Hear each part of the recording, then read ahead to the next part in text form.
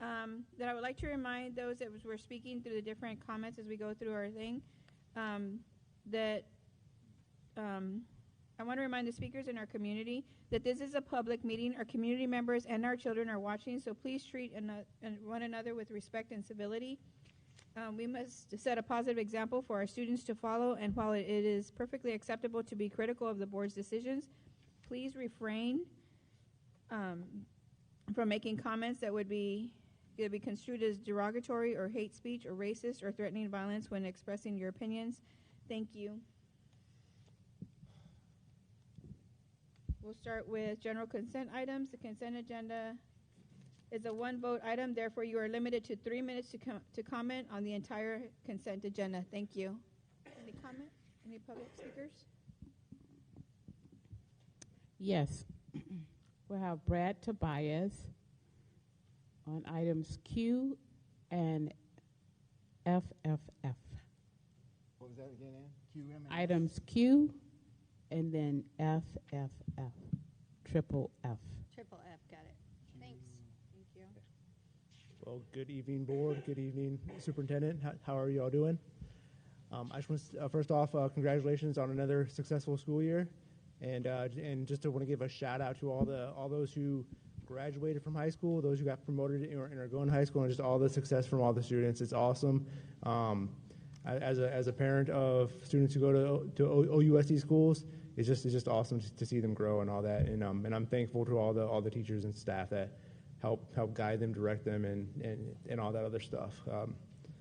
None of us will be here without a teacher. You know what I mean? So congratulations on that. The first thing I want to talk about is on Q, item Q, which is the security service, patrol, and monitoring. Just diving into this, I noticed that one of the companies that you were planning on working with or bidding, like working that bid process for, was from Vista, I believe, and the other one was out of Oceanside. And I just had a quick question.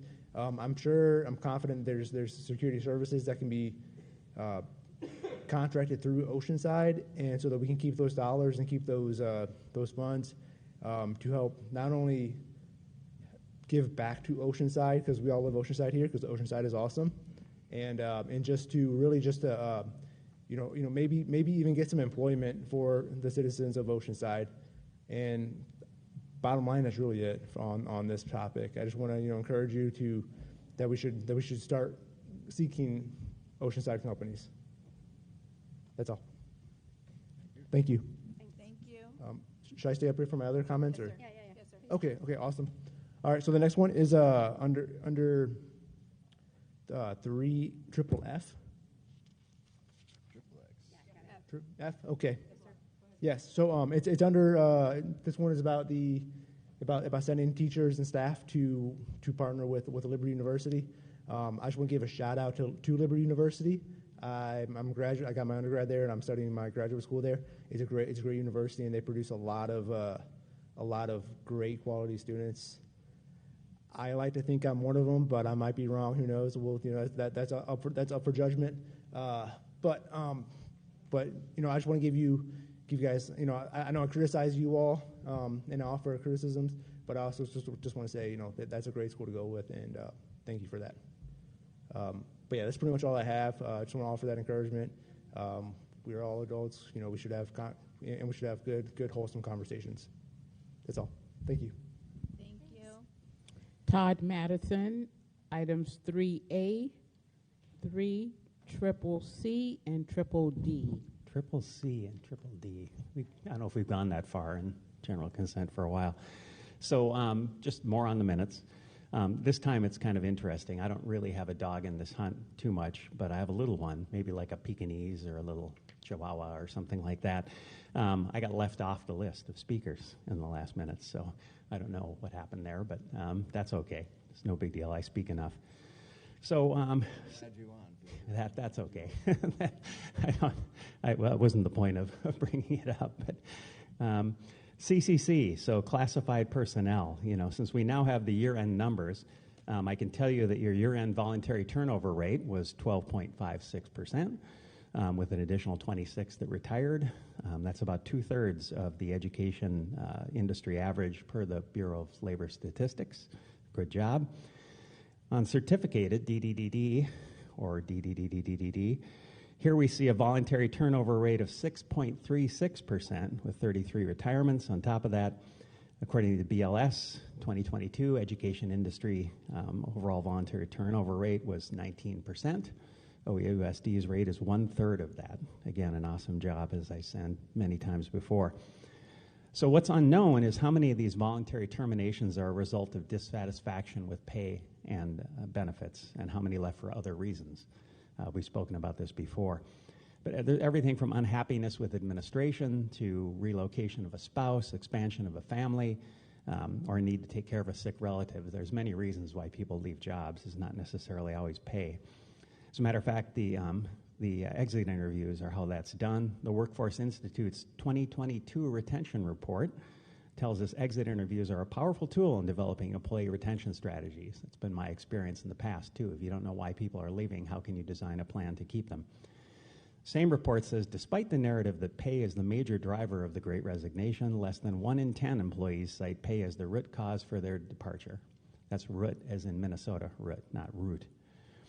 We hear a lot about the need to raise pay to, quote, attract and retain. Maybe if we truly felt retention is a problem, we should ask people why they're leaving. Keep data on that, as a matter of fact. I can't imagine any other $300 million business that would not do that, particularly if they felt they had a real problem. So, as I say, I haven't been a CEO before. I've got to tell you, if my HR manager told me we had a retention problem that required spending millions to fix and did not have that data to support him, he might become part of the involuntary termination stats for that year. Thank you very much. Michael Richardson, items KK, TT, and AAA.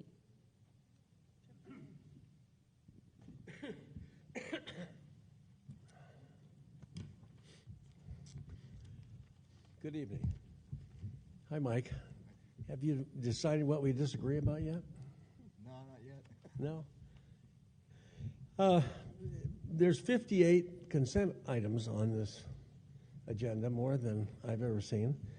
Buried deep in the consent items are millions of dollars of pork. So much pork that I can hear oink, oink, oink, can't you? There are many items that seek to avoid the common sense requirement that the district get competitive bids for everything from foods to services.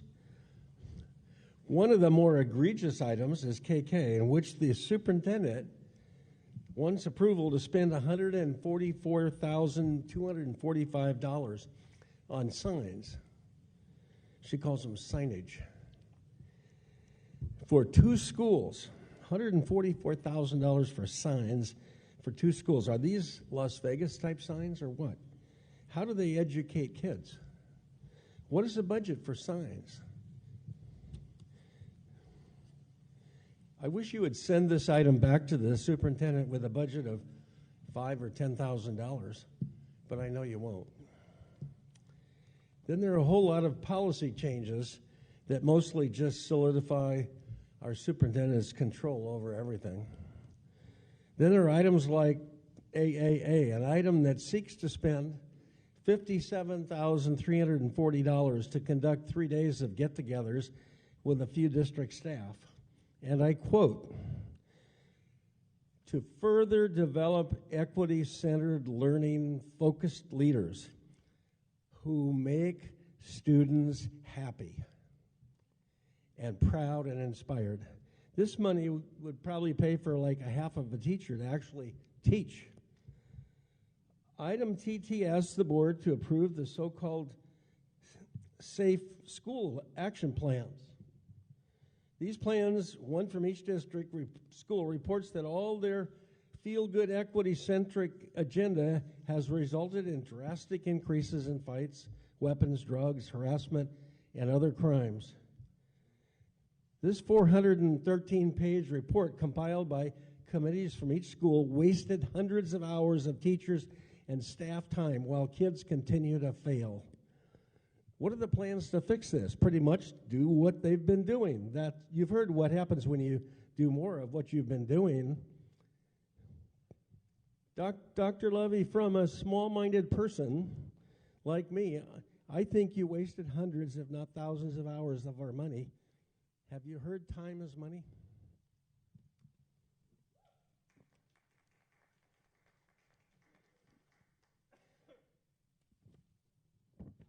That's it for general consent. Thank you. I'll make a motion to approve. I have a first. Do I have a second? I have a second. I have a first and a second. All those in motion, say aye. Aye. Aye. Thank you. So 5-0. We'll go to 4A, approval of new certified job description. Staff presentation, please. Thank you, President Alvarez. This item is for the approval of a new job position. It would be replacing a director position and adding additional responsibilities as part of a reorganization.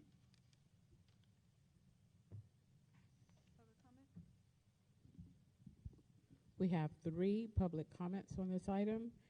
Brad Tobias, Michael Richardson, and Emily Wichman.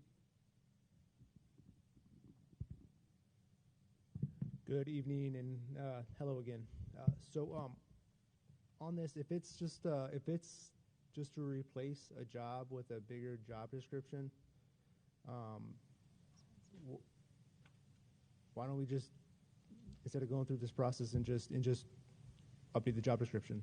Like, to me, it sounds like there's going to be a pay raise with it. There's going to be other people getting involved in it, and it's going to involve a pay raise, and it's just going to ensure that the district is spending a lot more money on something that really doesn't need to be there. In previous budget and different analysis on the fiscal responsibilities or the fiscal state of the district, it was showing that you all will be in the red next year and the year after. I want to urge you, as a citizen, that you all are stewards of our tax dollars. You all are stewards of our children, and just reckless spending. You know, Mike had some good points there. Some of this reckless spending doesn't need to happen. This fiscal responsibility it's a big deal. There's plenty of students' families that are low income, barely going paycheck to paycheck, and like the more money that you guys are spending, the more money that's going to support it. So I just encourage you, and I'm urging you in every sense of the word, and with the most seriousness that I can. Please revisit this. Please revisit the spending, because it's a big deal, and it's. I know families that are hurting financially. I know families that really could care less about an executive director of DEI and all that. They just want their kids to learn. They want their kids to go to graduate. They want their kids to be successful, because the kids not only are going to school, but they're also the future of Oceanside. They're also the future of Oceanside, and if we're in a district that's fiscally irresponsible and just spending money and creating jobs out of thin air, it's not a good sign, and it's not a good trajectory for our city. Thank you.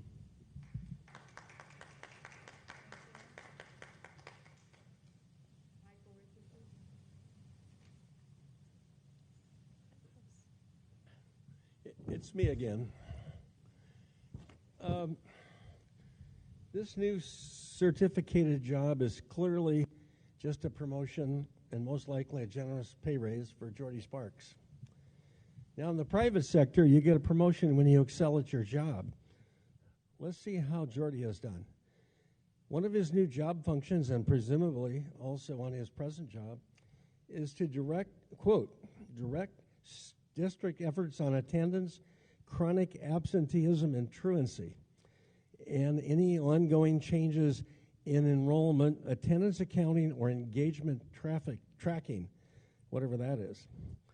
According to the district's own data, chronic absenteeism has exploded. Majority has been in charge of that. The district budget assigns an annual loss of students.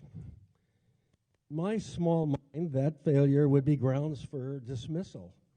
But in the world of education and government, that gets you a promotion and a bigger budget. This new job classification is just a way of paying out more pork for an unnecessary job showing poor performance. I guess the superintendent thinks I have a small mind because I don't see the logic in this promotion for failure.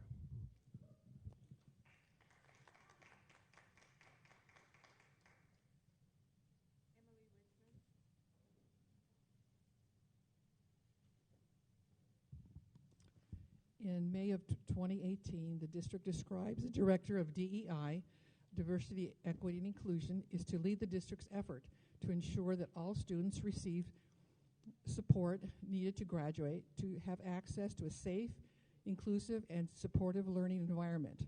Dr. Sparks will also audit and evaluate district practices and policies regarding equity and in student opportunities to access academic support, SEL support, and will address obstacles potentially impeding student success, training and resources relevant to current and local issues regarding equity and inclusion will be provided for staff.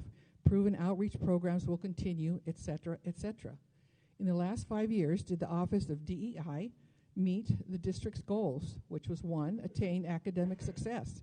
Well, I think we look at our stats that we've seen lately, and the district's failing our students. Number 2, experience self-confidence in the sense of belonging. Number 3, build a foundation of compassion and community that is respectful to individual differences. Let's look at the stats at the 2 high schools. 139 fights, A, threats, and 143 fights, B, assaults, and 114 drug incidences. Compared to the last 3 years, DEI is not working. That is failing. Restorative justice, a, quote, proven program, is not working at El Camino, even with teacher training that takes up valuable classroom time. What are the proven programs at OHS and El Camino? Do you have enough CTE and basic education, instruction? Renew and Panorama paying 3 times more than we did last year on the contract. How has it met the district goals? And is it worth $375,750? Putting school safety plans in the general consent is not being transparent. It's saddened to think that the board doesn't think enough of the community and parents to pull that item so that you can really look at it. And you can ask relevant questions to validate a new administrative position. Again, taking the money away from the classroom, hindering students and their abilities to succeed in the future. We just learned that we won't be hiring a new directive, so that's good. But in the near future, with salaries and compensations and raises, again, in the near future, a cost of $1 million will be needed to support the Department of Diversity, Equity, and Inclusion.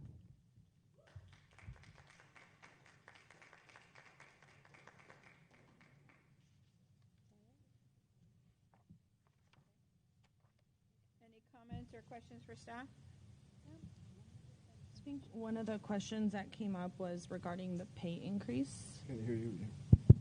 One of the questions that came up was regarding a pay increase.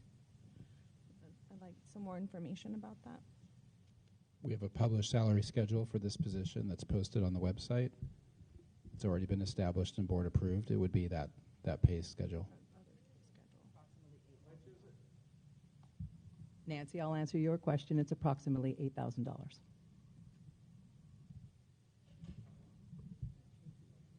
I'll make a motion to approve. I just have a real quick comment, though, before we go further.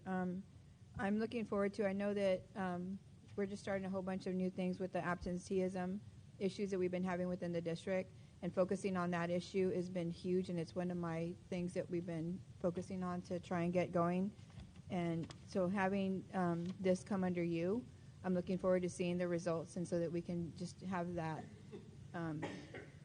that accountability, and also to be able to track and see the things that are going on, so that we can have and see what's going on with our students and see what we need to do differently. So I appreciate you taking on more work. I'm sorry, that we shifted so much to you, but thank you for accepting and wanting to do this work, because it is important to our students.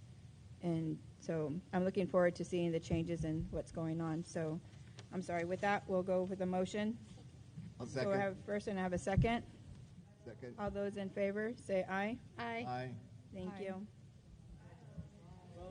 Curriculum and instruction, adoption of the 2023-24 Local Control and Accountability Plan, final approval. Staff presentation, please. Yes, thank you, President Alvarez. The local accountability and local control and accountability plan is a 3-year plan that is updated annually based on our local measures and data analysis. 2 weeks ago, on June 13th, we presented the board with those findings and had a public hearing. Approval of this item will allow us to receive the state funding that we are entitled to support our programming for the 23-24 school year. Any questions for staff? Or you have public comment? Yes. Todd Madison.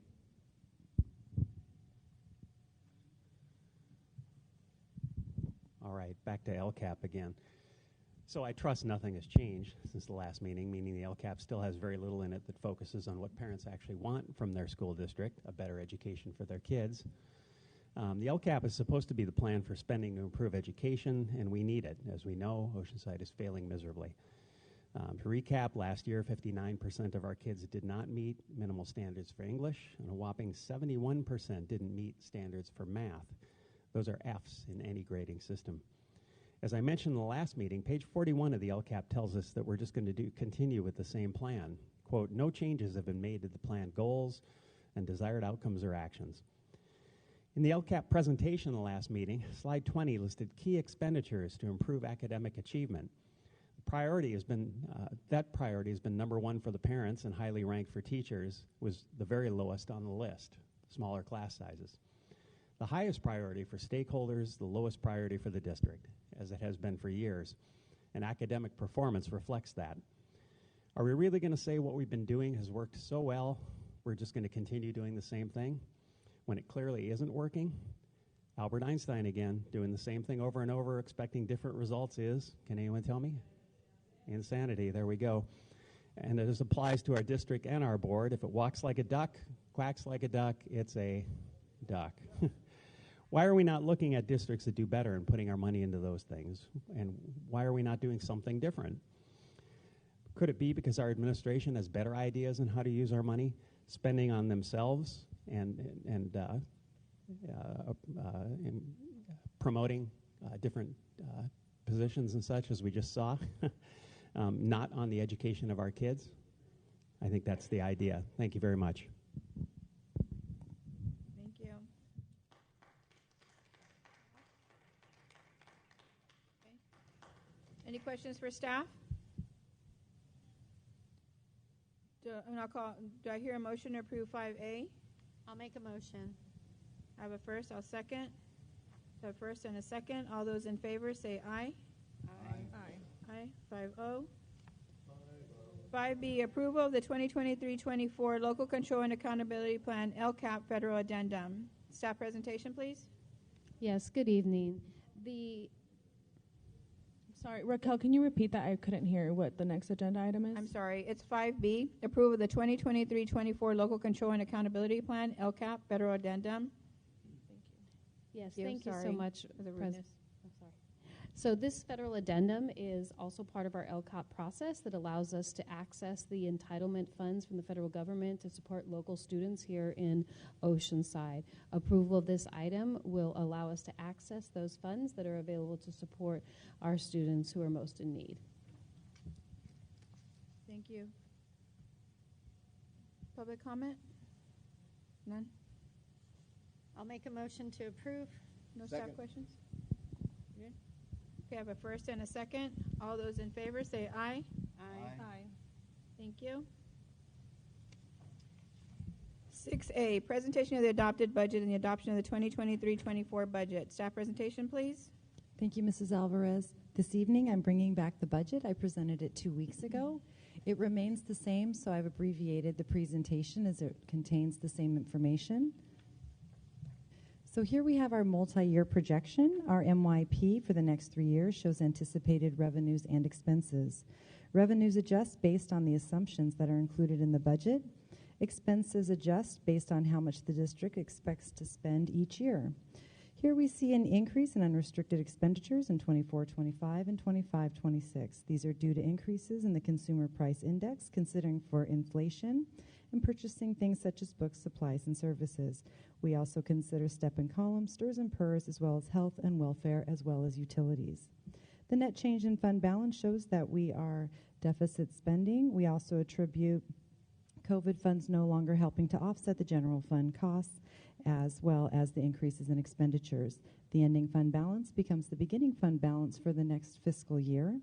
Because we don't need any additional funds to meet the reserve, we are able to successfully meet our obligation for the next 3 years, resulting in another positive budget.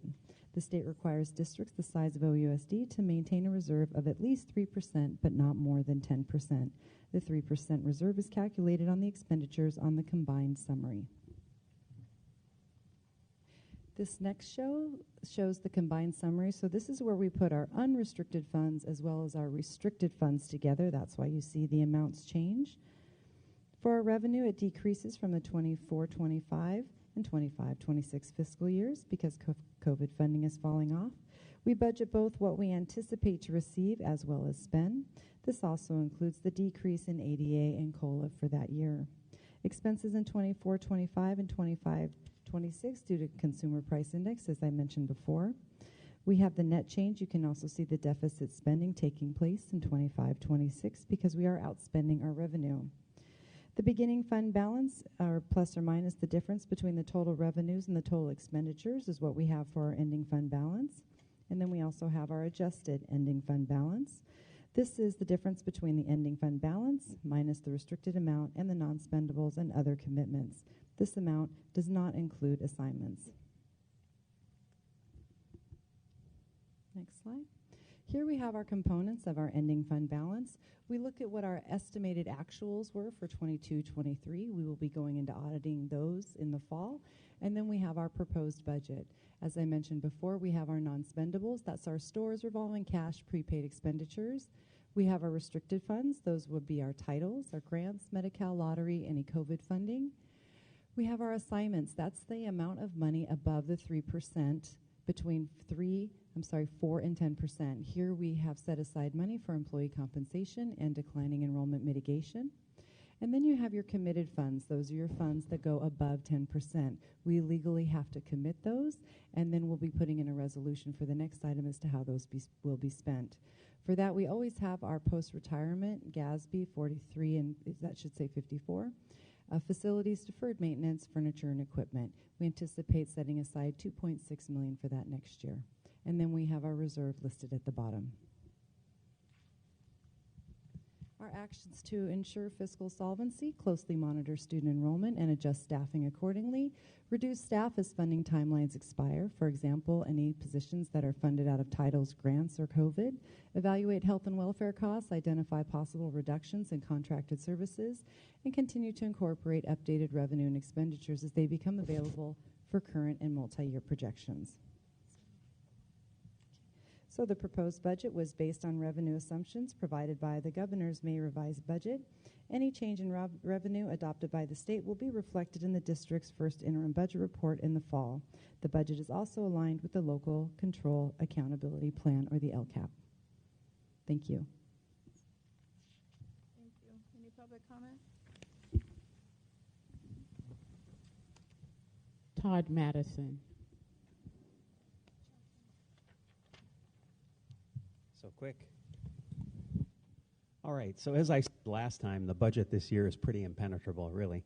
But one thing we can guarantee, we won't be spending money on things parents and teachers want to improve education. OUSD's funding has rocketed in the last decade, up at a rate over 7% per year, almost 3 times faster than inflation. Yesterday, the governor announced a historic increase, 8.2% for the coming year, a number I don't think has ever happened before. Why doesn't that give us money to significantly lower class sizes? For every $2 million we put into it, we could reduce class size by 1 student. That seems pretty small given a budget of $250 million or $300 million or whatever we're looking at for the coming years. If we started that today, we'd be moving in the right direction. If we did that for the next few budget cycles, we'd make significant progress, but we're not doing that. I'm sure both parents and teachers would appreciate that. The academic impact is not clear, but with increasing disruptions in classrooms, it seems likely giving teachers less kids to juggle would allow them to do a better job of teaching, which is what both they and parents want. Why are we not doing that? What about higher pay for starting teachers?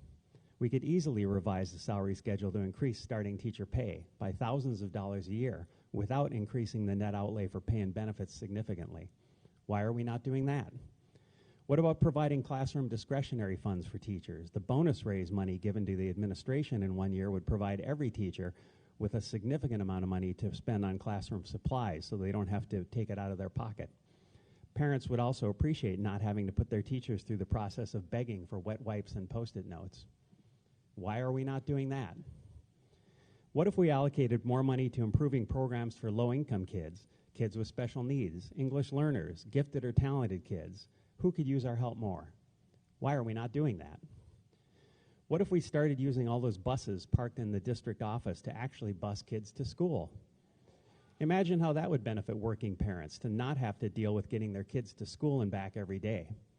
And given the district climate change focus, imagine thousands of cars not on the road every single day. A few years ago, this board cut off bus service to low-income Hispanic neighborhood whose local school had been closed, and just a few months ago we closed another school and told parents if they were unhappy that their kindergartners were going to have to walk 2 miles to get to the next school, they could lump it. We told them that multiple times. We're just going to say we want to help kids, to pay attention to parents and to improve education, but not actually do any of that. We don't want to help teachers, too, in these ways. What we're going to do is the same thing we've always done, which is clearly not working, and now add money to departments that have no relation to education or improving the job that teachers can do. Same old, over and over again, same thing, insanity. Thank you very much.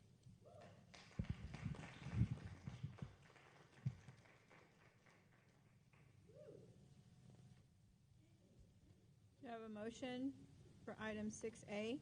I'll make a motion. Have a first and have a second. All those in favor say aye. Aye. 5-0.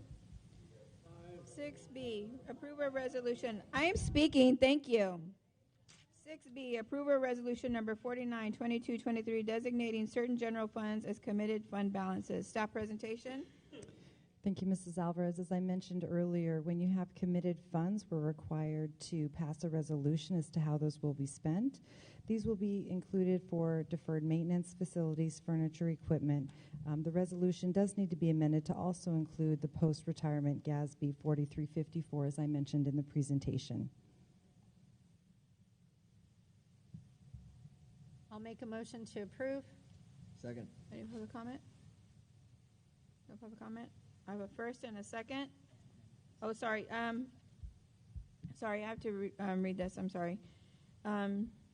An amendment to Resolution 49 to include the post-retirement. So I do have a motion for an amendment to Resolution 49, include the post-retirement GASB 43 to 54. Second. I have a first and a second. All those in favor say aye. Aye. So 5-0. 6C, approve a resolution number 50, 2223, authorizing the use of Educational Protection Account, EPA, revenues for the 2023-2024 fiscal year. Staff presentation, please. Thank you. Revenues from Prop 30 and 55 are dispersed annually into the Educational Protection Account, also known as the EPA. The Oceanside Unified School District Governing Board determines how the monies will be spent each year. Oceanside Unified is projected to receive $35.9 million for the 23-24 school year. Since the inception of the EPA, the district has utilized EPA monies to fund regular classroom teacher salaries. The district will again use the 23-24 EPA allocation to continue to pay for regular classroom teacher salaries. It is recommended the Board of Education adopt Resolution number 50, authorizing the use of the EPA revenues for the 23-24 fiscal year for the purpose of paying for regular classroom teacher salaries. Thank you. Any public comment? No?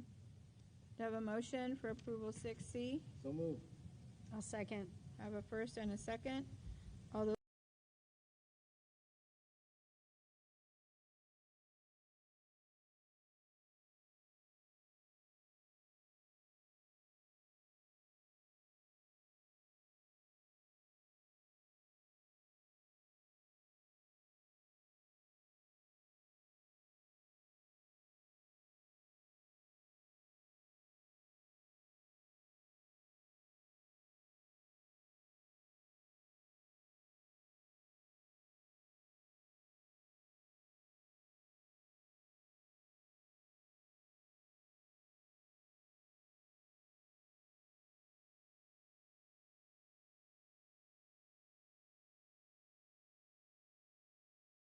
Approves the cooperation agreement and authorizes staff to move forward with its execution and to take other steps necessary to effectuate its intent. It is recommended that the Board of Education approve the cooperation agreement and authorize staff to move forward with its execution. Thank you. Any comments? Emily Wichman.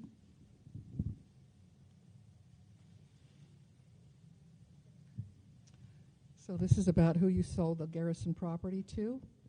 And I took some time to talk to residents and managers of those 3 apartment complexes close to Garrison School.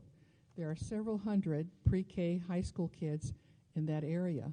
They have no place to run, no place to kick balls, laugh, and yell. Some residents are angry and upset because they have to listen to children play. The only place they play are in the canyons. The kids pass their time playing in the little small canyons where it is not safe. There is glass, sharp metal, waste, animals, and humans with questionable cognitive abilities. I was told that the city did not want to buy it. Of course not. Only a developer can afford $16 million for this property. As a board member, did you think to consider the children who live in that area have no place to play? Did you think to consider the property for the community, a park, playing field for grassroots team that can't afford to play in El Corazon? Did you think to sell this land to the city for a price they could afford with a stipulation that it would be a park or playing field? Did you think of the children and the families you sworn to serve? Did you think about the homeowners who have paid taxes and the renters through their monthly rent for years? Our taxes is paid for this land dedicated to the children and the families of Oceanside. I know you did not. I am disgusted and saddened by the disrespect you show our community, especially the disrespect to the families from those 3 apartment complexes.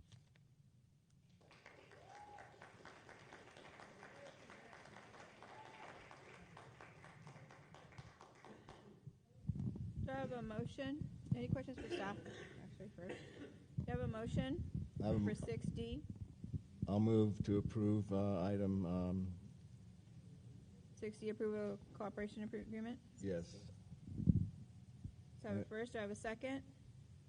I'll second. As a comment, I would like to say that I would appreciate the comments from Ms. Wichman. I know she served on the board with many years of distinction. We wrestled with this decision amongst ourselves several years ago in terms of how to maximize the value of this property in terms of putting money back into the school district system. We don't operate parks. The city operates parks. Our negotiations with the city were not really negotiations, but we made an offer to them. They get first rights of refusal to all of our land, as do other governmental agencies, and they chose to not take us up on that except for a smaller portion for a sewer pump station. That was their choice. But that is what they deliver to the community as a primary purpose of Parks and Recreation, not the school district. We do ancillary on our schools by having them open to public use and civic use in the after-school hours, and I'm very supportive of that and will always defend that. But this is a sound fiscal move for the district. There's many of you who would be arguing with us if we gave this away or did something otherwise that we would be equally foolish in that expenditure. So I move approval of the cooperation agreement. I'll second. I I already have a first and a second. All those in favor, say aye. Aye. So have a 5-0. 6E, approval of resolution number 51, 2223, authorizing of the borrowing of funds for fiscal year 2023-24 and the issuance and sale of one or more series of 2023-24 tax and revenue anticipation notes, therefore in an amount not to exceed $40 million in participation in San Diego County and School District Tax and Revenue Anticipation Note Program, and requesting the Board of Supervisors of the county to issue and sell said notes. Staff presentation, please. Thank you, Mrs. Alvarez. School districts are authorized to borrow money by the issuance of tax and revenue anticipation notes, also known as TRANS, to meet cash flow needs throughout the year. TRANS are short-term financing issued by California schools and community college districts to manage cash flow deficits. Districts receive revenue as property taxes are collected, which typically are collected in large installments in December and April. However, districts have constant monthly expenditures such as employee salaries. As a result, cash flow deficits may occur in these months leading up to the receipt of revenues, especially this year with taxes being due later in the year than typically. Such trans are prepaid from the general fund revenues earned in the fiscal year. So as we are receiving the trans, we are also always paying it back. The county requires that each of the districts considering participation submit their signed adopted trans resolution as part of the agenda materials for the county board action item. Because the county does not have a scheduled meeting in July, OUSD must submit a board-approved resolution for the June meeting. Although the district is currently requesting an amount not to exceed $40 million, the amount has not yet been determined, and it is possible we may not need it at all if all the taxes come in that are anticipated. The cost of the analysis is not to exceed $2,500, so we do this with the assistance of the county. Thank you. Thank you. Any questions for staff? Nope. I have a question. Yes. Does borrowing this $40 million, is that a factor in our budget being balanced? No, it's not. It's purely our cash flow, the money coming in and going out. It doesn't impact our budget overall. Thank you. I'll make a motion to approve. Second. I have a first and a second. All those in favor say aye. Aye. Aye. I have a 5-0.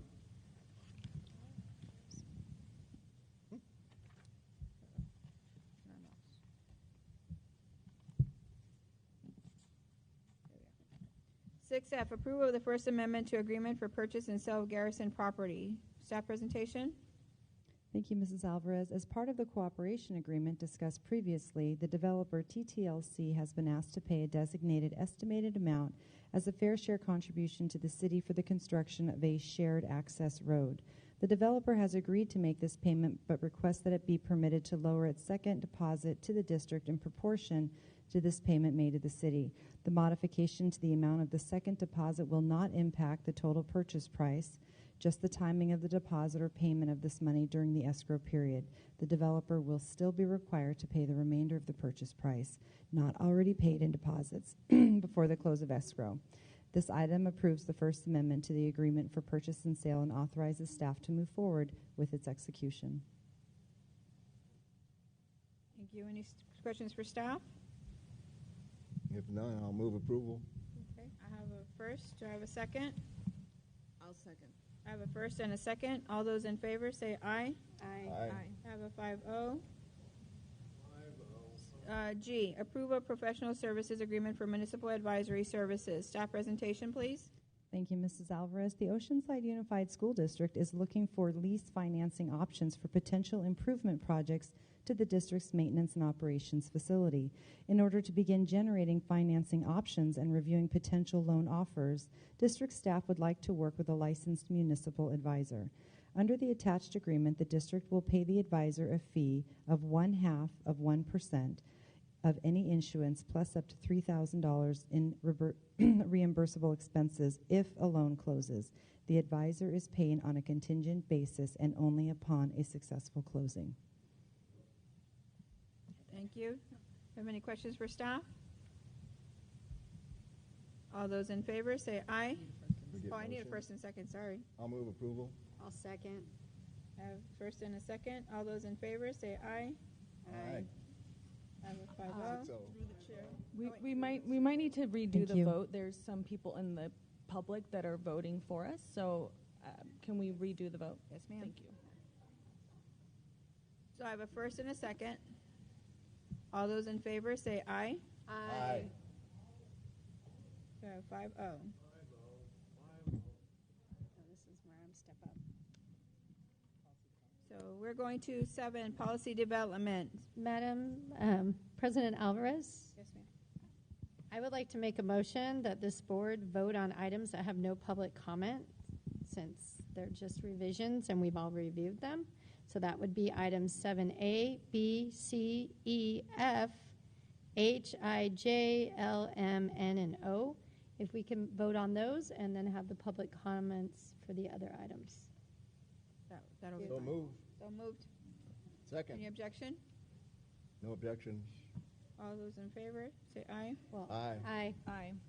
So do we want to vote on We're those going first? to- Or yeah, hear so we're going to go public? ahead and Vote on vote that first. on items. So as we're going to go with items 7A, B, C, E, F, H, I, J, L, M, N, and O. So we have a first and a second. All those in favor say aye. Aye. Aye. Aye.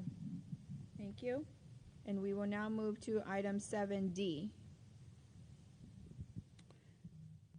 Bradley Tobias.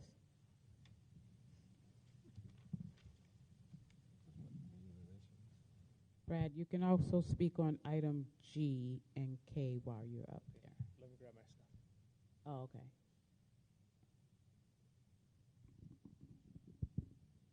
So he's speaking on D.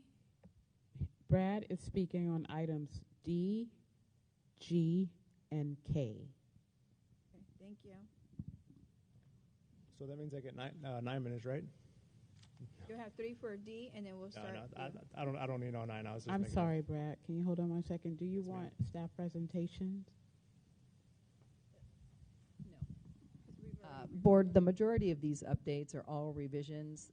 The time on these have lapsed. Some of them are over 10 years old. So we took the recommendations from the California School Board Association, and this is our last big grouping where we're updating them. So staff has worked very hard to get us updated with current policies and laws. So this is the last bulk of that. Mr. Tobias. Okay, thank you. Okay, so the first comment is on 7D, which is communication with the public.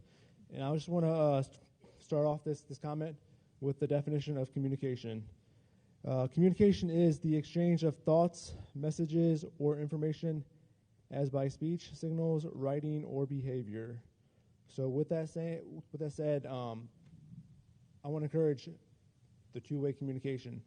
In this right here, in this proposal, this document, it talks a lot about stuff coming from you all to us, which is great. It's awesome. I know, like, as a parent, like I said, I get emails, phone calls, text messages all the time from the school. It's awesome. As a parent, I appreciate it. So sometimes it's over communication, but hey, I'll take it. In this document, one of the things on here, if you look at, I don't know if you all have it in front of you. I assume you do. But it says under role of the board, it says the superintendent or designee shall provide the board and staff with communication protocols. I feel like it should say the president of the board, not the superintendent of the board. It makes me feel like you guys are working in cahoots and and the board is not representing the individuals, but working for the superintendent. On that, further down on the first page, it says something about presentations at parent organization meetings, and also with representatives and local governments, community organizations, and businesses. I would like to recommend that you throw in here something about allowing parents, us, to give presentations much like your staff. I know Todd Madison has a ton of information, and a lot of us do. Todd Madison has been talking about this for as long as I've been coming to school board meetings, and that's over 2 years. I think it'd be great. It'd be a great tool that you could utilize that the board, the entire district staff as a whole, can learn from. Not so much learn, but collaborate with us. Part of the teaching triangle of students, parents and staff. So I think that would be huge and a really lift up and elevate this district to bigger heights. Going on, and that's really it for 7D. I just want to I feel like there's not a whole lot of there's talking, but there's not listening going on from us to you all. So I just feel like respectfully, you guys need to do better at listening to us and heeding what we say. Thank you. All right, 7G, which is the political processes. One of the things on here, again, got to print it out. It's under here. It's under CF 1100, communication with the public. Under it says district resources, including email or communication systems, shall not be used to disseminate campaign literature, and it goes on. How are you, as a district, gonna coming up here in 2024, gonna be able to prove that? How are you going to be able to provide us with receipts, the public, the voting members that are going to be voting for 4 different school board positions? How are you going to be able to provide that? I would like to recommend and ask that you guys can develop a way to do that for us, so that we can ensure that we have fair and honest elections. Also, if you go on the last part of this page, it says, upon request, board members and district administrators may appear at any time before citizens groups to explain why the board called for an election on a bond measure or to answer questions. I want to request right now tonight a town hall where we can ask as many questions as we want, so that we can have our questions answered, because in this forum, it never happens, even though you have policies that say that it can happen, that it should happen, and it's recommended to happen. I could be like, I could ask, hey, Mike Blessing, what's your favorite color? And you sit there like that. All right? We're doing this for a purpose. We're not here because we're on TV, or because we're trying to get likes on Facebook. We're here because we love our kids. We love this city. And we deserve to get our answers questioned. Dr. Begin, you are my trustee member. I would respectfully request that you hold a town hall. I'm pretty sure we'll have a lot of the military families there. All right. Oh, and also it says here, public forums. Forums on political issues may be held at district facilities as long as the forums is made available to all sides on the issues on an equitable basis. We have awesome auditoriums at El Camino and Oceanside Highs. Let's have election debates. Let's have debates, especially come the 2024 election cycle. Let's have debates. I know some moms and dads who want to run for the board. To ensure equitable fashion, let's have debates. What's the worst that's going to happen? You know what I mean? Thank you.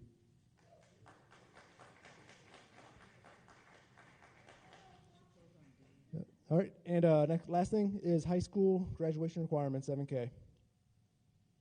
Okay, so looking through this, it's all the same that it was a couple months back when you all voted on this. Just with some semantic changes on the high school mathematics, changing mathematics to like Algebra 1, Geometry, and Algebra 2. But I'm looking on this, and there is no requirement for health education. Instead, it says complete the state health requirement. To me, that's tragic. We just got done going through a pandemic. Kids are still having issues with that. People lost friendships. It was terrible. But even beyond COVID, I'm going to speak to you as someone who was a military recruiter. As a military recruiter, it wasn't here, but looking around the school, I put my recruiter hat on, and it's just the same. Looking at the schools,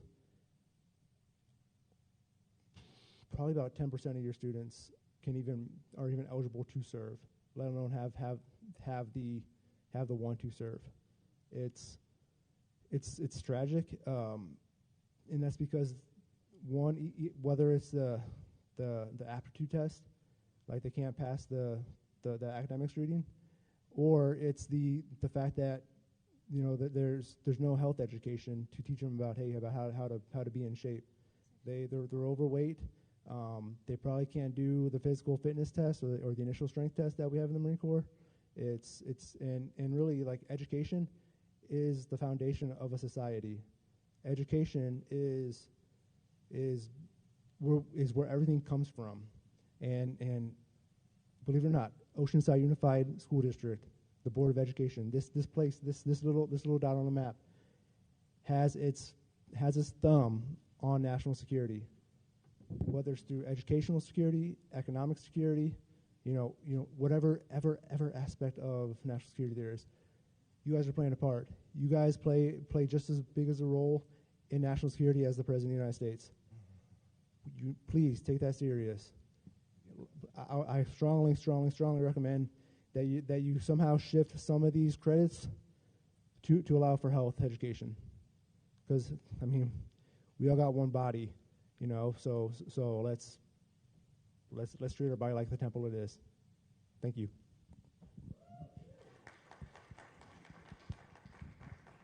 Since we have no other comment on D, G, and K, can I go ahead and get a motion for items D, 7D, 7G, and 7K, which would be approval of revisions for Board Policy 1100, communications with the public, approval revisions to Board Policy 1160, political processes, approval revisions to Board Policy 6146.1, high school graduation requirements.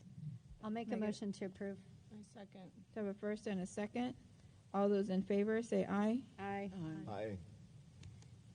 Just to address that, our PE program is pretty extensive. Every kid has to take physical education, and there's a huge nutrition and component in it that my son had to just do. So, not happy about it, but he did it. So.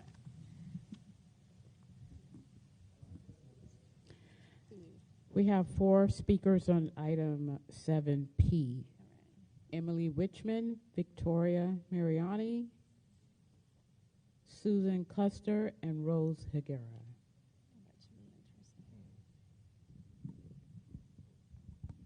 I'm sure several of us will be pulling out different facts of this. When I looked at it, I thought very interesting.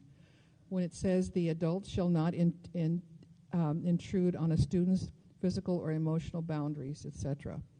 To me, that's going to pit your staff against each other. That's going to be according to their own and their own values and morals. That's going to be very interesting to see what kind of lawsuits are going to start popping up, not only in our district but in others. Also, parents will be looking at this and to see exactly what's going on and who is saying what to their child. Part of this is the inappropriate conduct. Number 12, the inappropriate conduct is encouraging students to confide in their personal and family problems. What do you think Panorama is all about? What do you think those surveys are all about? What do you think EPIC is all about? Asking them personal questions.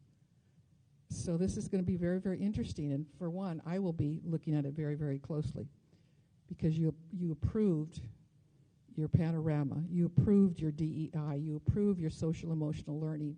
You're doing all of this. And so this is part of that. So it'll be interesting how staff, one way or the other, will look at this and how parents will be putting you on notice that they also will be looking at this. Thank you.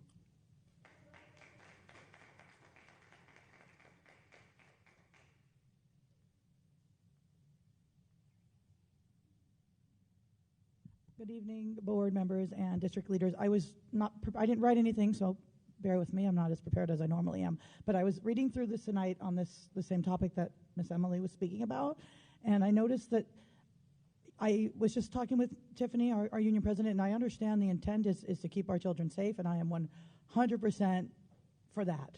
100% for that. But some of the things that are outlined here that are delineated as inappropriate, it's going to depend on the age of the student. For example, it says you can't, no nicknames, don't call a child by a term of endearment. That will look very different at high school than it's going to look in a kindergarten class. And I don't know if teachers were even included on this, but if this is something that we're going to do, I feel like it merits revisiting and maybe like a discussion and maybe trainings, because it's very limiting. Teachers naturally say in kindergarten, honey, come to the carpet. Sweetie, you need a tissue. And it's to not call it term of endearment when it's all about relationships, especially in elementary with our youngest learners. I'm not saying it can't be done. It can be done, but I don't think that teachers are aware of this policy change. Also, there was another thing that delineated teachers may not buy gifts for individual students. Well, this year, one of my students made his first communion. I was invited. I happened to be out of town, but I did get the student a gift. I mean, he was very proud. I've known him since he was in kindergarten. He was in my kindergarten class. He was now in my 5th grade class. And yes, I got him a gift. It was appropriate, and it was because I have a relationship with this child. Some of these feel like maybe it merits some discussion and maybe some clarity or training. So that's all I wanted to speak about, and I just wanted to let you guys know that. Thank you. Thank you.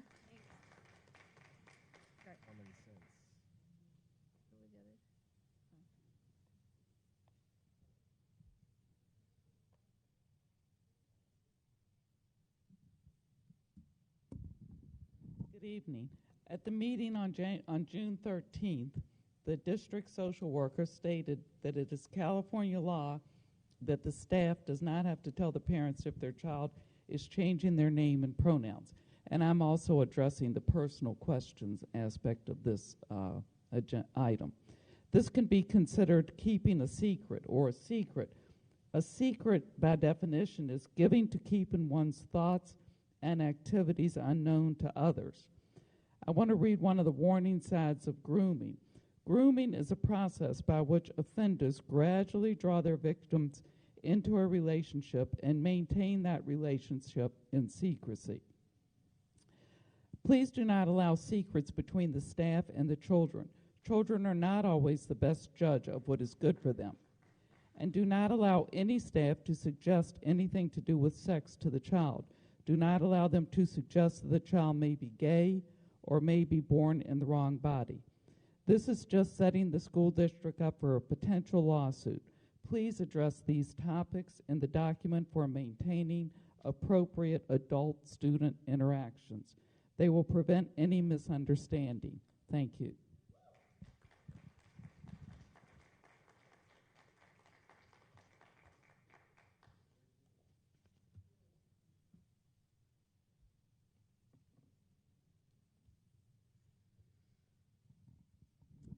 I would like to also address the board on this maintaining appropriate adult-student interactions, conduct that is inappropriate or creates appearance of impropriety. So I know that we have a Mrs. Targetta at El Camino High School who is a lesbian, and that is her choice, and that is fine.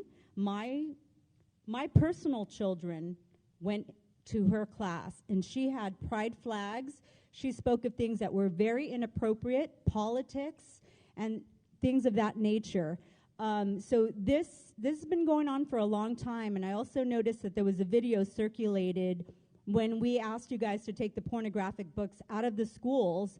You actually took a clip of me speaking, and you guys called all the parents, transphobic, haters, bigots, because we want our kids to be taught in school. She was in the video, the librarian was in the video, the superintendent and Dr. Sparks, you all went to praise the students at El Camino High School for coming and saying, don't ban this book of Anne Frank or whatever.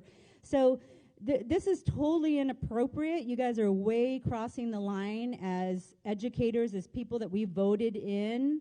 You are trustees. The word trust is in there. You have the public's trust. And you guys are teetering on very, very dangerous territory. We have come, for the past 2 years, we're asking you, teach our children, bring the grades up.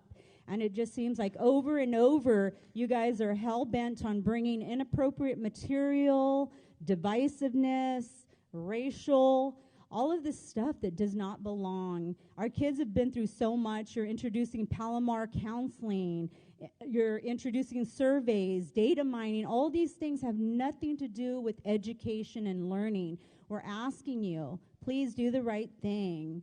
I mean, this board just 5-0, 5-0. Why is it 5-0? You guys all have a mind of your own. You guys are the safekeepers, the watchmen on the wall for their students.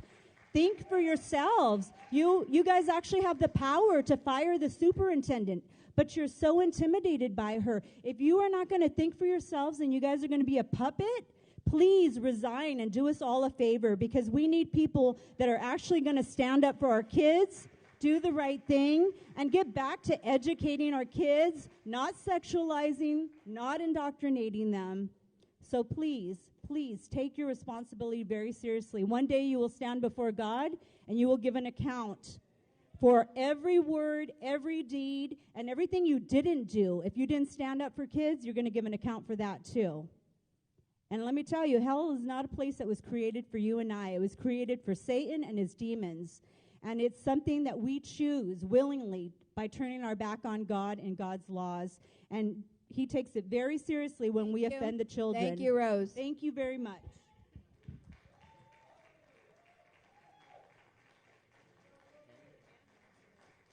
I have a quick question. Todd, can you explain why this was brought to the board originally, please? Yes, President Alvarez, this is a new policy. It's one to address the avoidance and unlawful and inappropriate actions between students and staff. Our employees are in positions of authority, and it's important that they understand those positions to protect our students. We also have training that's required each year, mandated reporting as well as sexual harassment. This is policy to help provide guidelines for our employees to understand their role and their responsibilities, as well as the district to provide specific policy to help protect students from the unfortunate occurrences that happen when adults cross those lines. Okay. I think at this time, so we can, I'd like to make a motion to pull this item, to go ahead and see and investigate this, if that's possible. I can't hear you. I'm sorry, I'm actually talking, and so they can't hear my direction, and if you're clapping and being loud, it makes it difficult for me to go further with this. So if we can just pull this item at this time, and then until we further investigate this and look at this, I would appreciate that. Yeah, I'd like to see more of a plan for how teachers are going to be trained on this, and I agree with the verbiage of how it's going to be different for elementary, middle school, and high school, because the relationships are a little bit different, and, with all the ages, and so I'd like to have that explored a little bit more as well. Perfect. Can I say something? Yes, ma'am. I have never liked nicknames. Never, never, never, never. In elementary or in high school, students consider it demeaning. You say honey to a third grader, they'll tell you, please don't call me honey. All right? So, or what, excuse me, please. I've had the experience, I know. All right? So, I agree that teachers need training, and I agree very much that we need to tell them in terms of, or teach them or whatever, provide professional service in terms of how they treat their students. But when you give one student a present and you don't give the other student a present, that creates a situation. Seriously, it's like I don't think we should pull this. I really don't. It may need a little bit more clarification, but I think, just protect our employees and protect our children, we need to have something in place.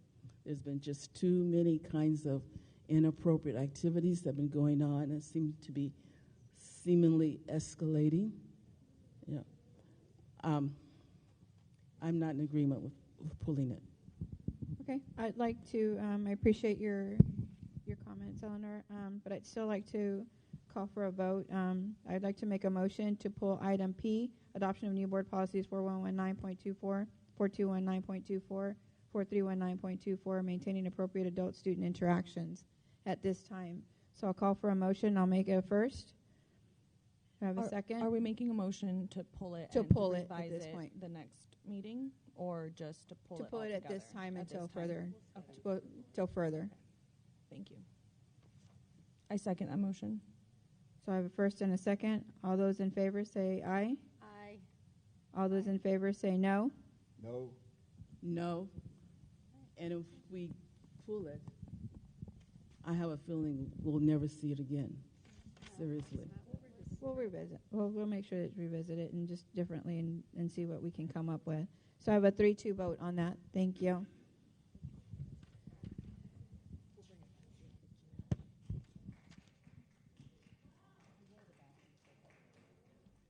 At this point in time, we are going to, where are we at? I'm so lost. Public comments, right? Yeah, we're going to, at this time, we'll take a 10-minute recess before public comment. So we can start the clock. We'll call for a recess of 10 minutes. Issues within the board's jurisdiction that do not appear on the agenda. Generally, each person may speak for up to 3 minutes. However, the total time for public input may be limited to 20 minutes per item or topic. While the total time per speaker for a given topic may be slightly reduced, in certain circumstances, all persons wishing to address the board will have a meaningful opportunity to do so during this meeting. 8.2, an individual may only turn in one off-agenda public comment card per board meeting. In addition, no one individual may give their time to anyone else for the purpose of extending their public comment time. 8.3, open meeting laws and fairness to other residents who may have an interest in your topic prohibit the board from taking action or engaging in extended discussion or your concerns. The board will now listen to public comments. We will give 2 minutes per public comment.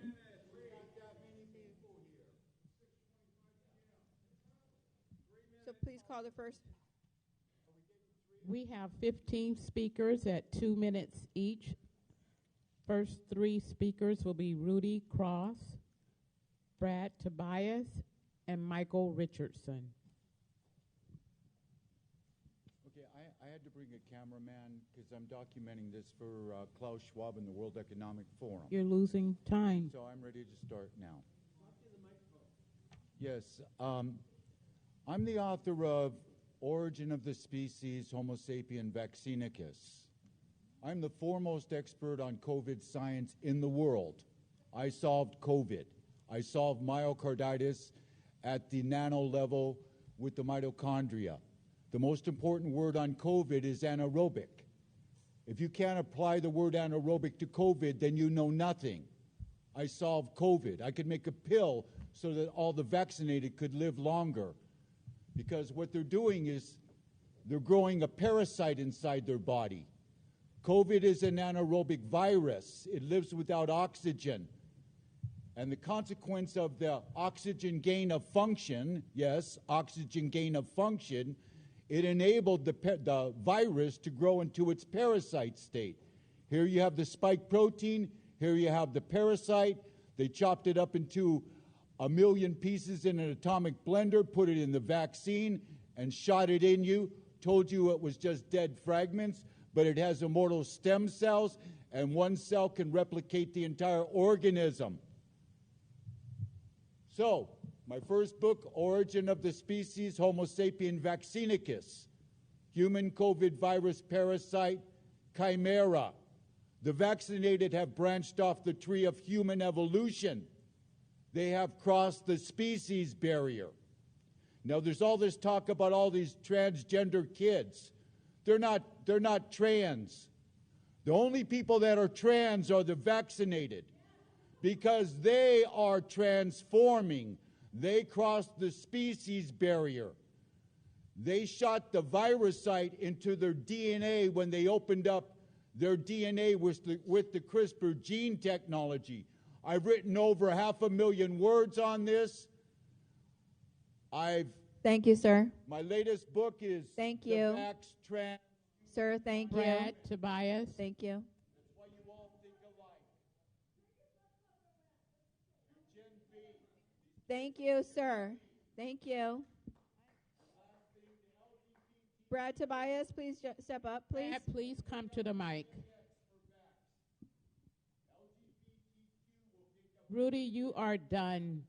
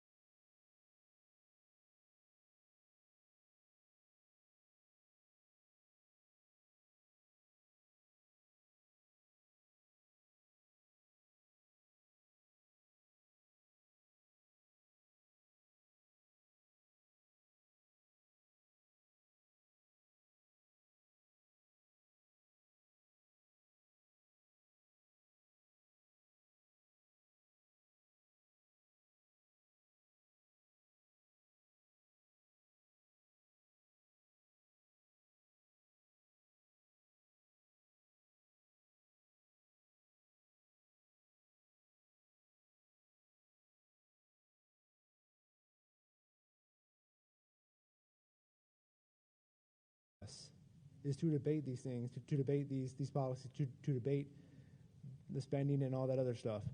I'm marking this day in history, June 27th, 2023, as like the first time in at least the two plus years that I've been paying attention that I've actually seen that. That should be an every item thing, or at least a once a night thing. You know what I mean? So I appreciate that. And in closing, just as a reminder, you guys serve us. All right, you guys work for us, and you guys work for our kids. So please keep that in thought in the back of your mind on your when you're voting. It's just not, hey, let's just vote just so that we can get out of here. 5050, so we can go home or visit the restaurant afterwards. It's serious business. It's children business. And that's it. Thank you. Thank you.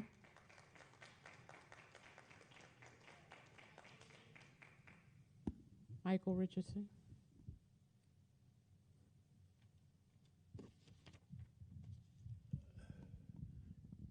Well, I was going to talk about,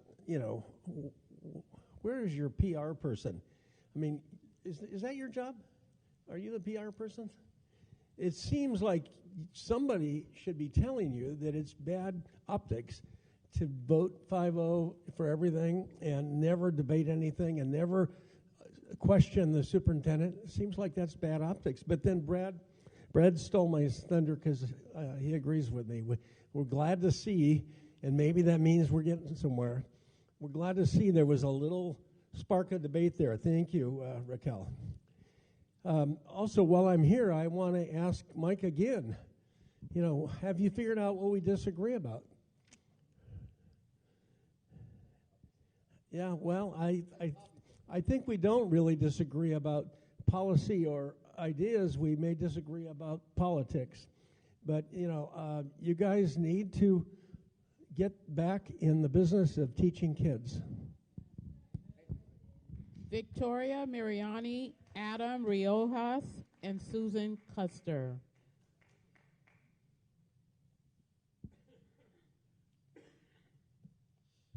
Hi. I wanted to speak about moving the C's program. I know that it's too late. It's already been decided. I couldn't be here for the last meeting because I was getting ready for fifth grade promotion, and it was exhausting. I wanted to be here. And I know the C's program is already moving to PalmQuest, but I just wanted to say that Pablo Talk and Garrison, that C's program's been at Garrison since I came to Garrison in 2008. And when talking with our C's staff, they voiced their concerns to Dr. Montoya, and I'm paraphrasing here. I wasn't there, but what they told me is that she said that it's going to be fine, that we're all professionals. I feel like that's a callous, very superficial answer, and it does a lot of disrespect to the hard work that principals Dr. Badagan, Margie Oliver, the teachers, Mr. Nick, Mr. Sarienko, Mr. Clark, Ms. Mueller, and our fabulous Miss Natalia, our psych over there at the C's program. They've worked so hard. I learned so much from them. I learned from them that people are more important than things. When I first started having those students in my room, they taught me so much, and so many other teachers too. And I just want to say, yes, we're all professional, but it took a lot of time and effort and blood and sweat and tears to acclimate that program to Garrison. And again, with the move to San Luis Rey, now Pablo Talk, it's not something that you just snap because we're all professionals. There's a learning curve. There is a big learning curve. And I wish the best to them at PalmQuest, and we're definitely going to miss them. But I felt that was a little callous and superficial of an answer, and I think that we should be a little bit more sensitive and have respect for the history of the people that did the work that came before them and all that work in that program. And I've seen firsthand the difference that we've made in students' lives. A few of mine are over there at Lincoln now, and some are thriving, some are still on their journey, but it's still beautiful to watch. There's beauty in the struggle, and I'm hoping for a great outcome from all of those students. And Pablo Talk is behind RC's program as they're moving to PalmQuest, and I'm sad about it, but I'm more sad about the way it was handled. Thank you, Ms. Mariani.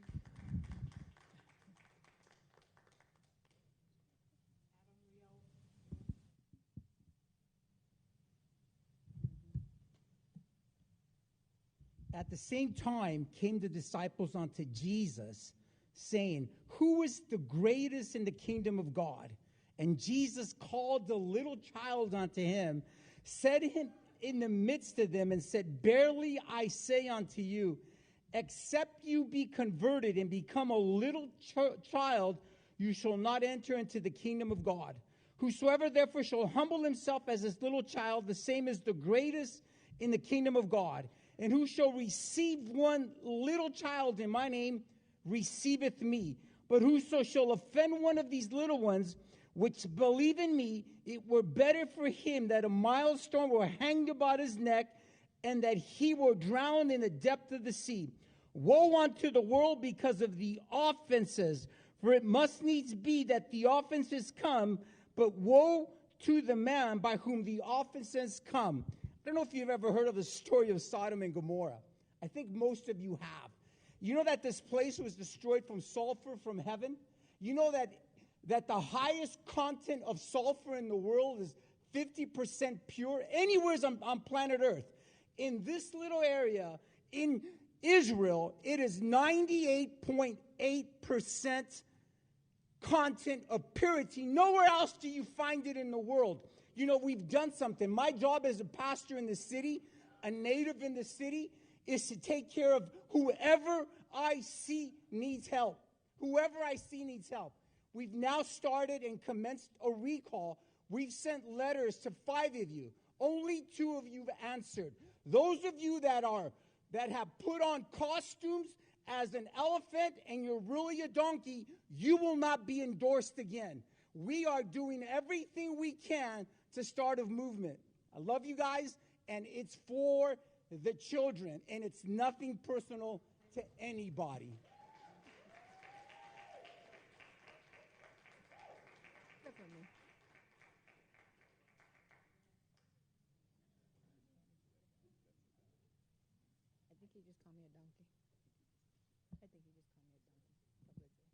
Good evening again.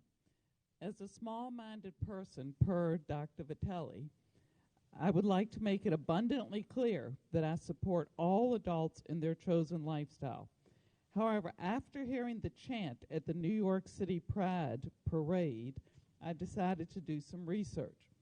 Before I get to the research, it's important for me to repeat the chant in case you missed it. We're here, we're queer, and we're coming for your children. And we're coming for your children. The statement, "we're coming for your children," is what has parents concerned. Here's the headline in case you missed it. Why are parents concerned? Because the LGBTQ community just said, "we're coming for your children." Why shouldn't parents believe them? And the board seems determined to help with the constant focus on pride, LGBT community, inappropriate books and lessons. The Progress Pride flag was raised in the schools this year. The color white on this flag represents people who are transitioning. Back to the research I decided to do. How are the parents of the children that are transitioning? something I've never heard mentioned here. I'd like to read a few quotes from parents who lost their children to the trans movement. These are from a Substack called Parents with Inconvenient Truths About Trans. First quote, I'm writing to all the parents. I see my time's almost up, so I'm going to skip it and go to a mother. Living on a tightrope is terrifying and exhausting. I have thoughts about suicide. Her despair ebbs and flows. Will you only understand when this touches your family? And how would you feel if your child was baptized without your permission while they were at school? That's what that's, all this trans stuff is just as bad. Thank you. Worse, only bad. Joseph Cantor, Patty Kay, and Cleta Riojas.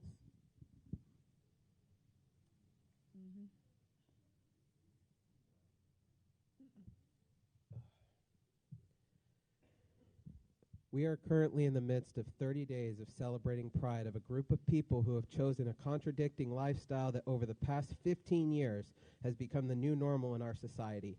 And before I move forward, I want to be clear that this is not meant to offend anyone. It is meant to show you the truth. I grew up in a home that was divided over this very thing. My mother abandoned her responsibility as a mother so that she could play with women and feed her own personal desires. I was neglected and abused emotionally with my mom having relations with women. My question to you, board, is why? Why are you, the members of the board, forcing approval of something onto every single student in this district?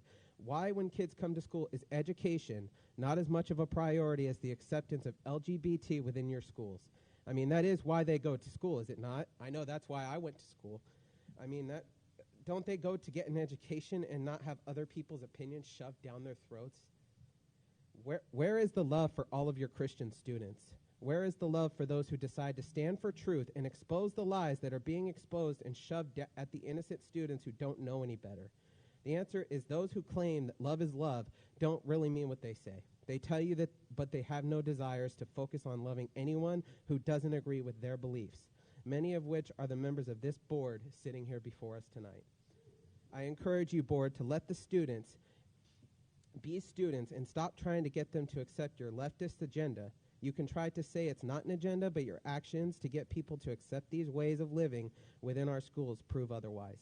Let the kids be kids again. They don't need to be exposed to sexual content, including LGBT, until they are ready. Let the kids decide for themselves what they want to believe instead of forcing it on them, and let the parents do their jobs as parents in raising their children. Respect the parents' rights to raise their children how they see fit rather than how you see fit.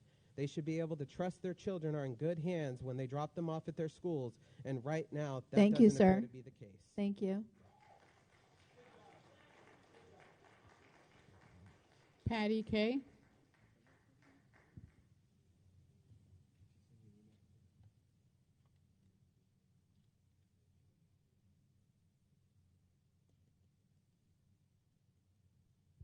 Good evening.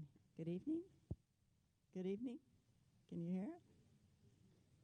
Latest test scores of last year from the National Assessment of Education show 13-year-old scores have fallen off the cliff. Math scores were the worst in more than 30 years. Reading scores the lowest in a half a century. This is a 3-alarm fire. When will America rush to put it out? When will they rush to the scene? The alarm was ringing in September 22 with similar results for 9-year-olds. It rang in October of 22 with scores similar for the 4th and 5th graders. Again in May, last May, when it rang, when there was a 5-point drop in history scores. The reports come out and everyone is shocked. We discuss it for a few days and then move on. Certainly more money to DEI will fix it, but it doesn't.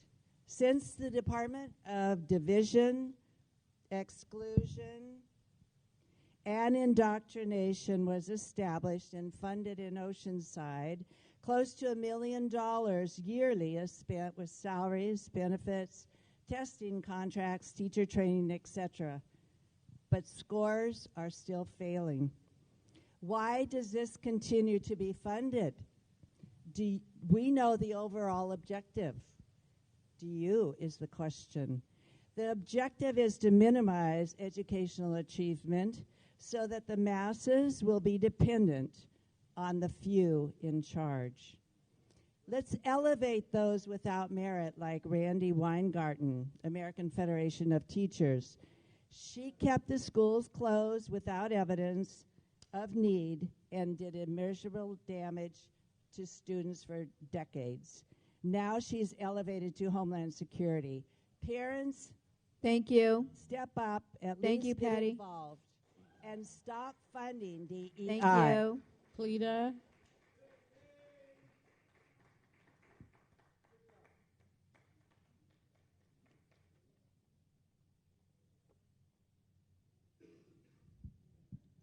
Okay, good evening, and it seems my husband has already paved the way. Thank you.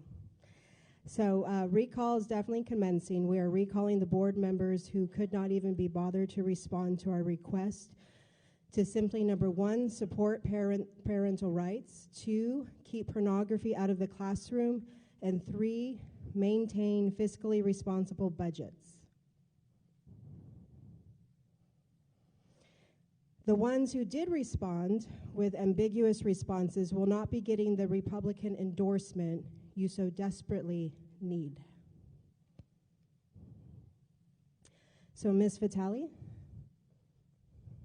Ms. Vitale. Dr. Vitale. It has begun. It is the right of board members to ignore concerned citizens, but not wise. So we are now sadly forced to commence a recall effort to ensure that out of touch and out of step boards are held accountable. So, have a good night. Patrick Figueroa, Julie Stirk, and Graham Frazier.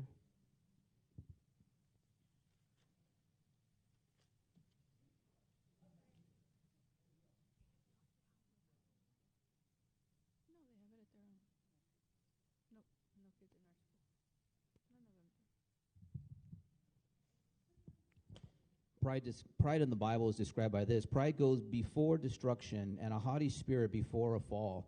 Better to fall of a humble spirit with the lowly than to divide with the spoil of the proud. And then it says, look at Jeremiah 49:16. It says, this is right to you, Vitali. Your fierceness has deceived you, the pride of your heart, O you who dwell in the clefts of the rock, who hold the heights of the hills. Though you make your nest as high as the eagle, I will bring you down from there, saith the Lord. It's coming.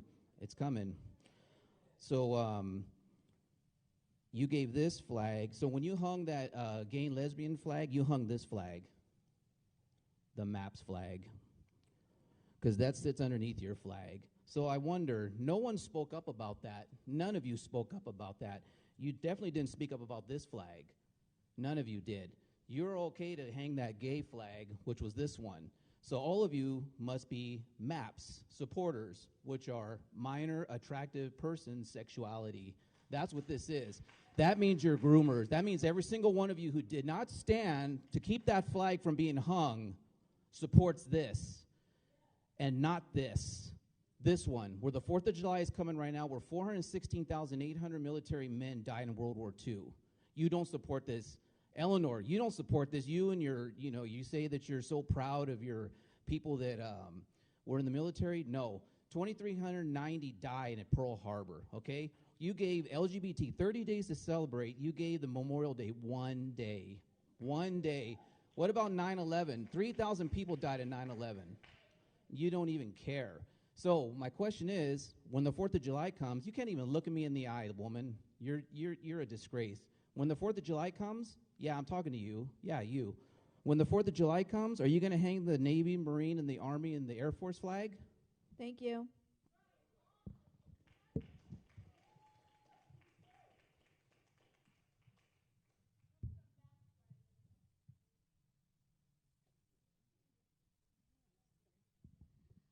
Hello, I'm Julie Stirk. I was here a couple of months ago, and I'm just going to address the same thing I did when I was here last time.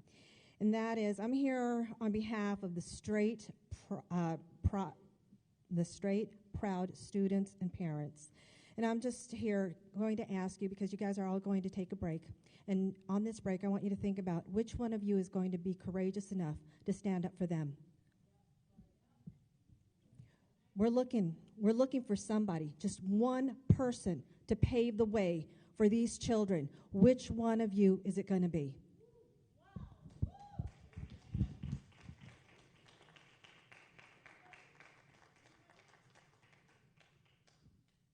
Graham.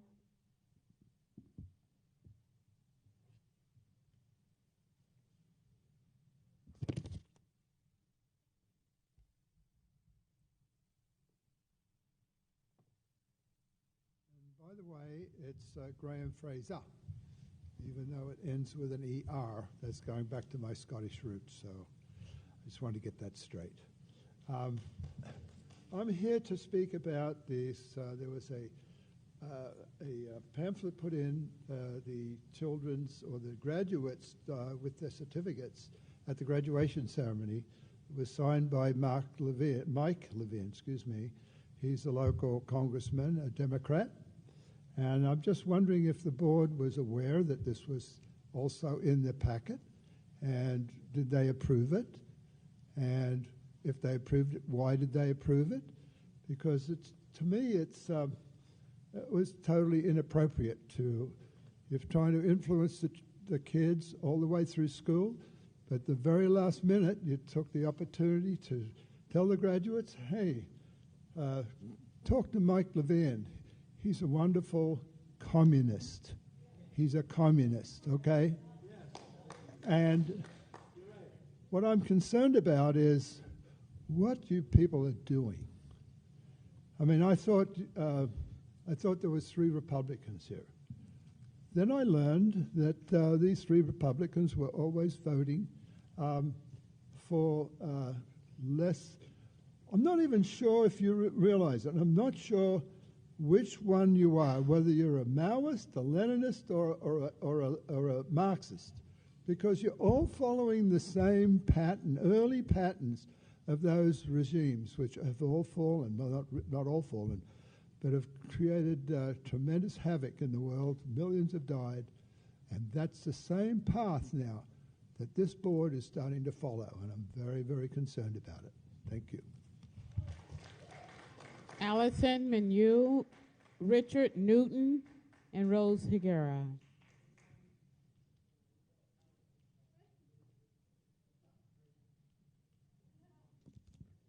Good evening, Board. I'd like to address Maria Alshama, the District Social Worker for Oceanside Unified last school board meeting.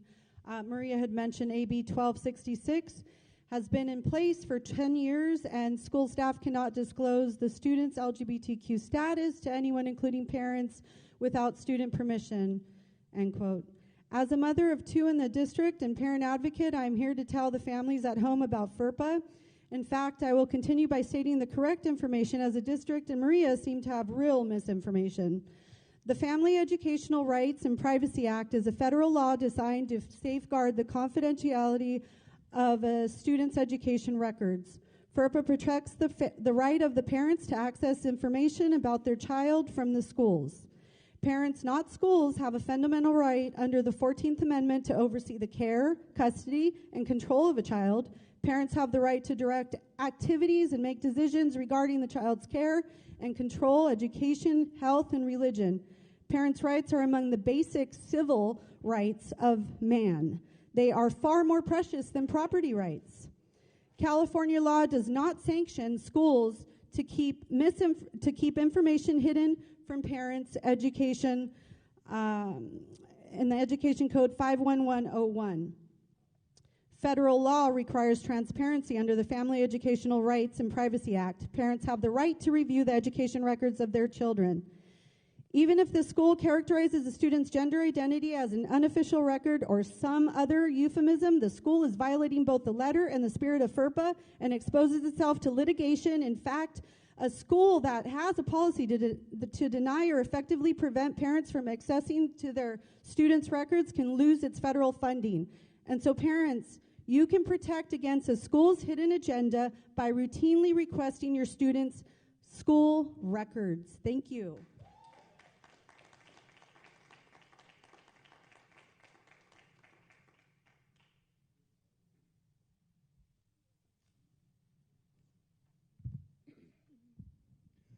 I recently saw a news article that the San Marcos School District has a financial literacy course, and it is the most popular elective in the district.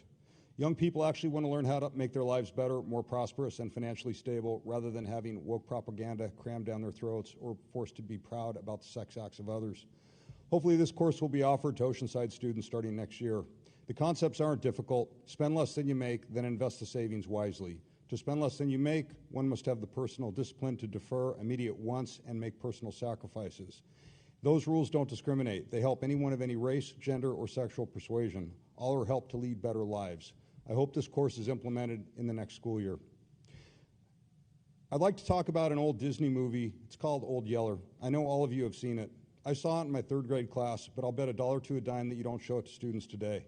It just isn't woke enough. After all, the starring family is all Caucasian, and there aren't any glamorized sexual deviances. There is a single mother, but she is not a stylish divorcee who betrayed her meaningless vows, but a devoted widow and mother. Instead, it is an incredible story that teaches that color doesn't matter.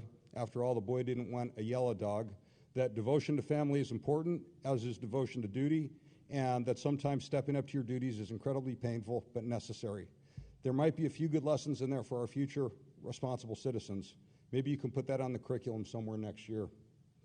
So why have the teachers' unions, school boards, and the Democrat Party shifted so far leftward that they have passed laws to steal children from parents who don't adhere to the woke propaganda that allow children too young to legally enter into contracts to begin to mutilate their bodies on what is most likely a childish whim, and to force students to believe that gender is a social construct and other such abominations? These laws were all passed in California by Democrat supermajorities in Sacramento. See for yourself. You can go to senate.ca.gov or assembly.ca.gov to see the supermajorities and how these terrible laws are passed on party lines by the Democrat majorities. If people knew what the Democrat Party stood for, they wouldn't vote Democrat. Thank you. I'll say it again. If people knew what... Thank you so much for speaking at this time. Thank you.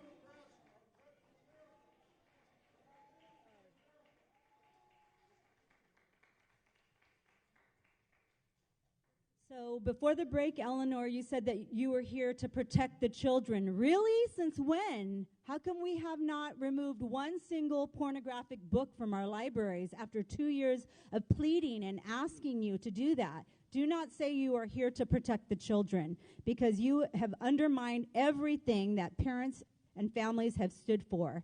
And Dr. Vitelli, I don't know why you are here working with children when you've used your power and your position to elevate one agenda and one sexuality. You were keynote speaker of Pride by the Beach. I don't know what you did this year, but it's not right. You're not a wife. You're not a mother. Why are you working with kids? This is highly, highly suspect. You're a part of the Association of Superintendents, AASA. You're trying to change policy to elevate one little group, maybe 2% of the population. What about the other 98% of kids that want to come to school and not have garbage shoved down their throat? We want to protect their innocence. They're made in God's image. They're beautiful. They don't need to be sexualized. They don't need to be indoctrinated. They don't need to be taught racism. So I don't know why you are here, and I don't know why the rest of you board are here, but you should be here to protect the kids and to fight for families. They are the foundation of a stable society. One man, one woman, married. God created marriage. It has been the institution for the last 2,000 years. Every civilization has marriage between one man and one woman, and that is why we're successful as a society. So, Eleanor, also I wanted to address the fact that you were seen at the Republican caucus. You're not a Republican, honey. You're a Democrat, or you're a leftist, or you're a communist, but you are not a Republican, so that tells me that you're a spy. And also, Mike Blessing, I think you claim to be a Republican. You're not either. So stop being hypocritical, please. And please, put the kids first or resign. Thank you, Rose.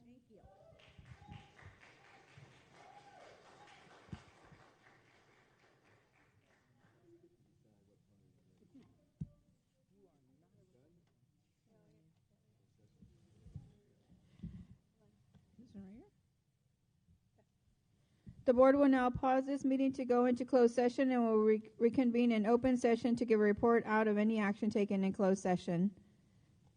Thank you.